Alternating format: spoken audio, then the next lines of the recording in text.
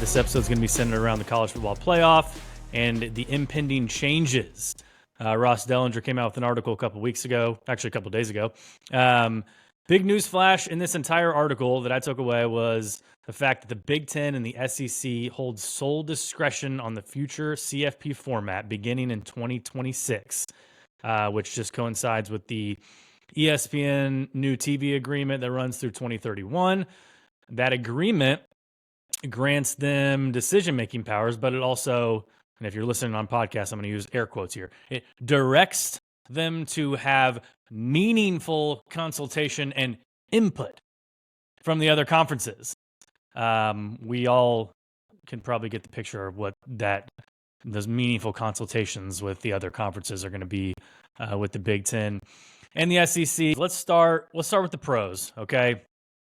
Like you mentioned, more football.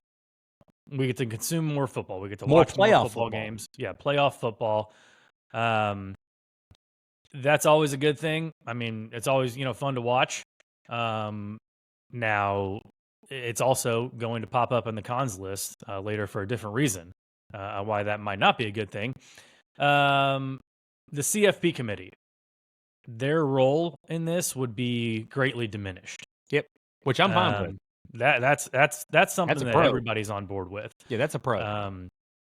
It sounds like obviously with 14 or 16 teams, they'd be going with just ranking the teams 1 to 16, and then that's how they would be seeded.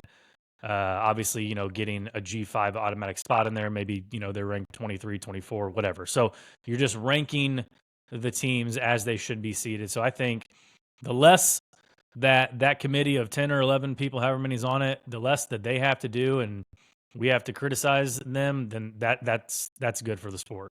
Yeah, I agree. And I mean, there's people that's already pointed it out. Some of the metrics that they use are almost the same that the BCS used before anyway.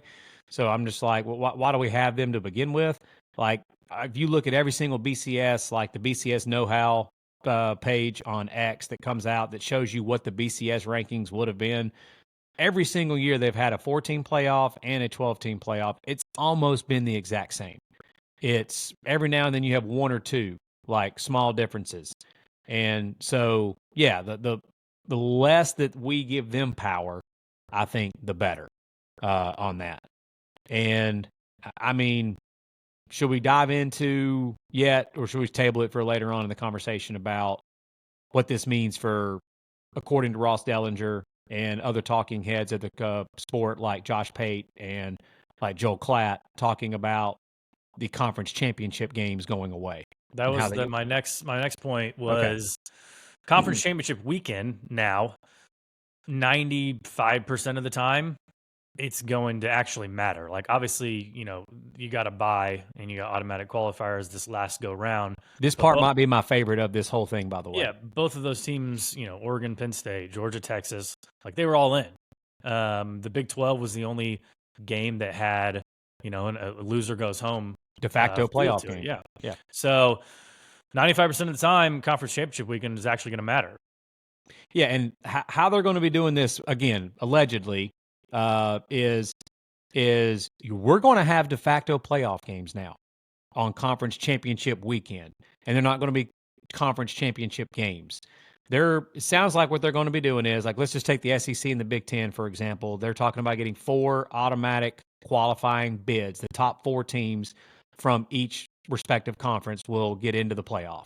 So it sounds like what they're looking at doing is because you had coaches in the SEC this past year, and you had other coaches talking about how they didn't even want to go play in conference championship weekend because all it might do is actually hurt you for your chance and your seeding. The coaches who said that, they didn't have to worry about that because they didn't make the playoff at all. No, but I will give an example of what can take place, and it happened this year. The starting quarterback for the Georgia Bulldogs, done for the year. His season over.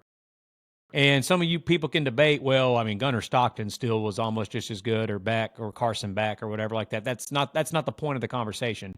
Like, what if Dylan Gabriel goes down for Oregon in the Big Ten championship when they're already the number 1 team in the country? Like, that's the type of stuff that can happen in these conference championship games that these coaches who are already in the playoffs have a problem with. So what it looks like what they're going to do is is whoever wins the regular season, the number one team at the end of the regular season, you're in. You're in the college football playoff. The number two team in your conference at the end of the regular season, you're also in the college football playoff. That is your reward for finishing first and second in your conference. You're in the playoff. You're not playing in a conference championship game. Teams who finish 3, 4, 5, and 6 in the standings in the SEC and the Big Ten, those teams will square off and will play on conference championship weekend and will decide it on the field. Strap up the chin straps and see who the freaking best team is and who is going to get in the playoffs.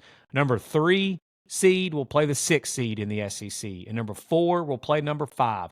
Winners of those two games in the playoffs. Losers of those two games, you are now in amongst the pool of the other at-large bids. Yeah, which is why I said 95% of the time it's going to matter, because there might be a scenario where, you got a team ranked number 3 or 4 in the country and they get upset.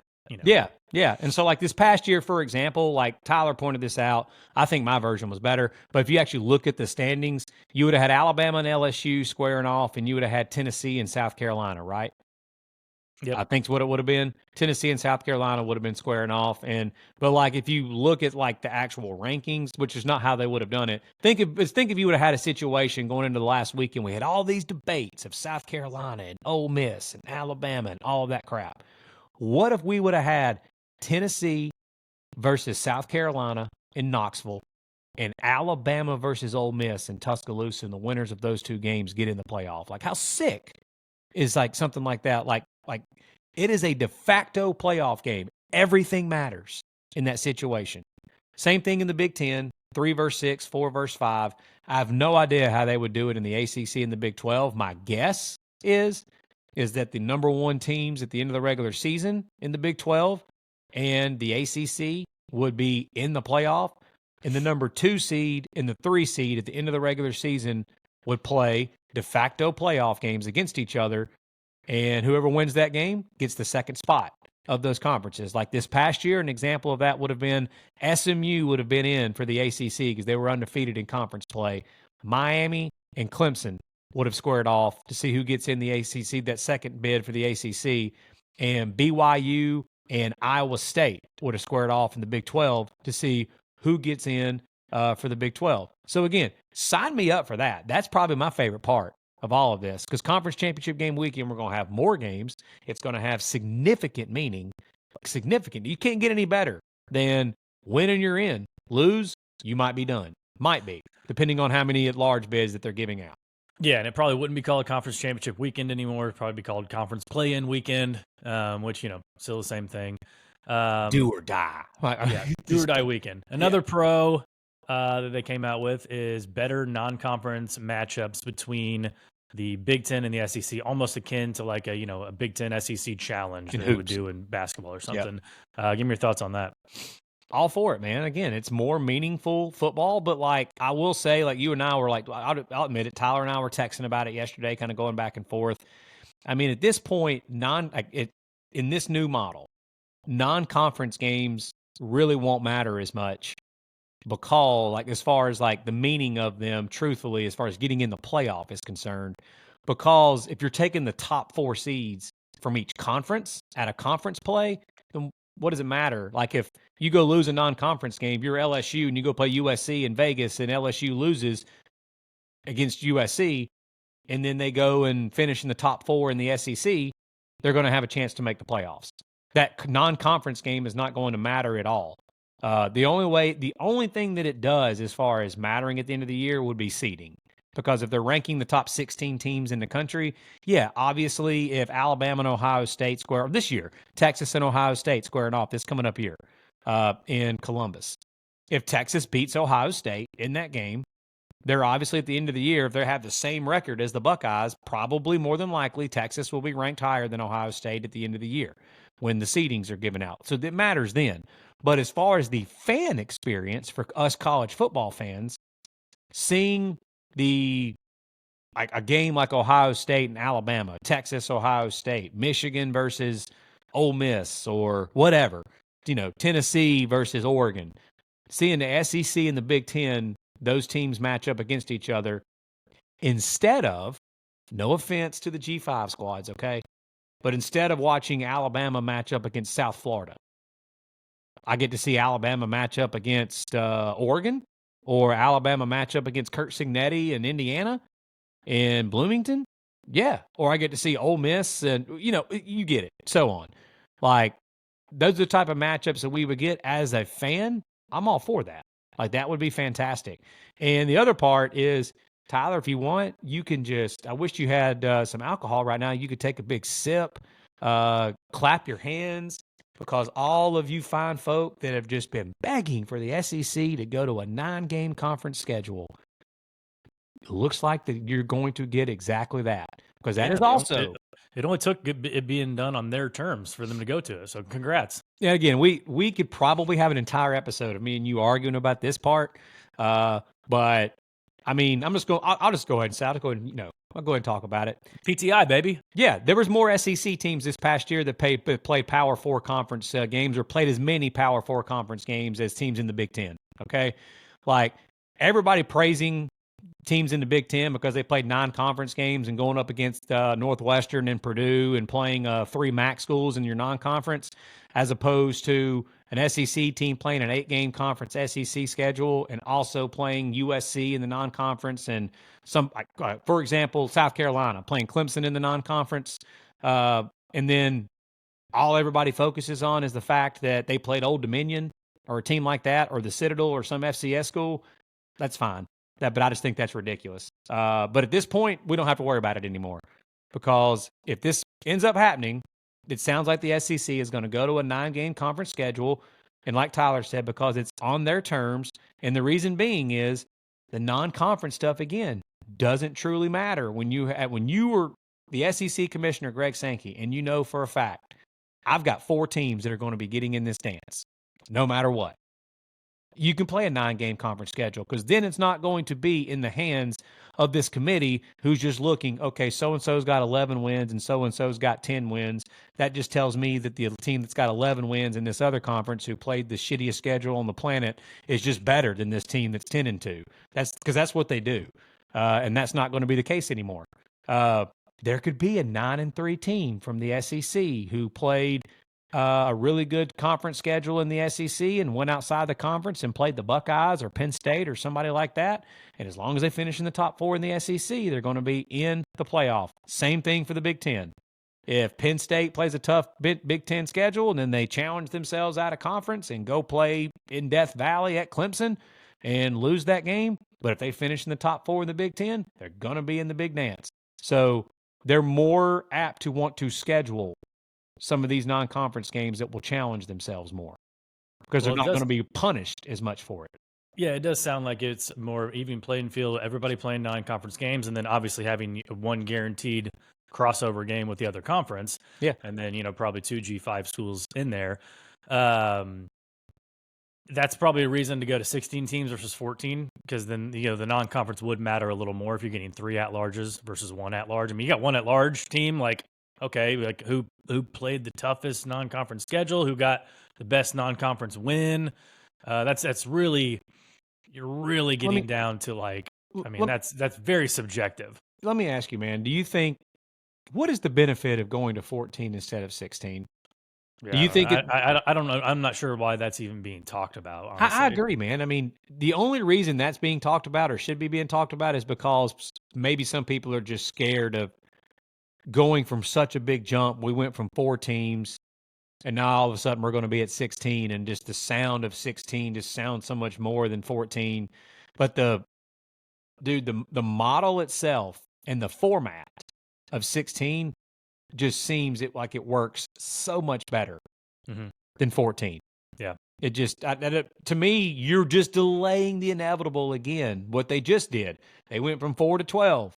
Everybody that covers this sport told everyone it's not going to stop at 12. So they should have went to 16 to begin with. And if they go to 14, then when this freaking thing ends at the end of 2031, they're going to be going to 16. It's just delaying the inevitable. So just quit dipping your toes in the water, man, and just flip in, and let's go to 16 and let's dance. Who says it's going to end at 16? It might not. It might not. I mean, I hope it does, for real, because you really are getting to the point of devaluing regular season when you get to that much more teams. I'm still of the belief that even at 16, it doesn't devalue the regular season. It doesn't. Let's go. All right. What other pros you got? Because I don't have any more other pros. I got a ton of cons to bring to you, but I got no more pros. I think that the 16 team deal and ranking, I know we kind of hit on it already, but the format itself of the playoff, I think would just look so much better when you're having your top ranked teams ranked 1 through 16 like that, and seeding them that way, like a true tournament is supposed to be seeded, and more home playoff games. I just think that I know they haven't guaranteed that there'll be more home playoff games, but I think that would be the case. I think you'd have 2 rounds of home playoff games, and I just think that's a win for everybody. Yep. And the last thing of this is when it went from 4 to 12, you and I talked about, and we gave examples, and it happened this past year. We now have a 1-year case study of it. That 2 years ago, when you and I first started doing this podcast together, when obviously we were talking about the 12-team playoff format coming, that when it was a 4-team format, dude, we brought it up when the calendar struck November, back when it was a 4-team playoff. There were like 8 to 10 teams that still had a shot to make the 4-team CFP. 8 to 10 fan bases in this entire country thought that their team had a chance to go dance and compete for a championship. This past year, there were like 30-something. The beautiful graphic that you put out on a week-to-week basis on our social media channels. There were like 30-something teams, man, well into November, that all still had chances to get in this 12-team playoff. And that, to me, man, just creates so much more interest across the board for the sport. Like, yeah, people want to say it creates a lot of arguments and debating. Yeah, it does. That's interest. That's what that is. And I think with 16 teams, obviously, it's going to create even more like interest in the conference races, man. People that love the SEC and Big Ten fans that just are obsessed with the Big Ten and love the Big Ten. And right now you're just waving your Big Ten flag, talking about how you're better than the SEC now and you've caught the SEC or whatever. Now if you're in the top 4 in your conference, you're going to go play for a playoff. So I just think it's going to create even more fan interest across the board of teams getting in a 16-team playoff as opposed to a 4-team or a 12-team. Mm-hmm. Now, I know there's going to be plenty of cons, so I can tell you are antsy and just like trying to jump through this screen and get me to shut up, which I know is a hard thing to do, to talk about the cons. So go ahead, my brother. You got no more pros? That's it?